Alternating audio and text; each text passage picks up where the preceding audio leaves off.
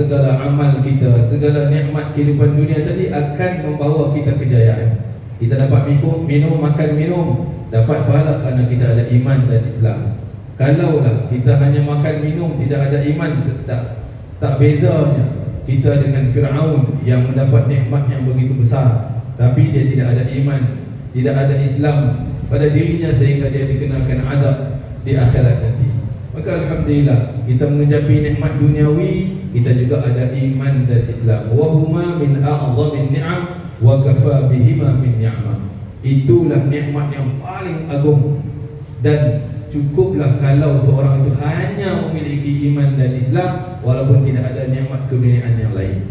Tuan-tuan para hadirin sekalian, nikmat yang lebih besar daripada iman dan Islam, ada satu nikmat yang tak boleh kita lupakan, yang mana kita berkumpul pada hari ini semata-mata untuk bersyukur atas nikmat yang satu itu, nikmat lahirnya baginda Rasulullah sallallahu alaihi wasallam. Kenapa?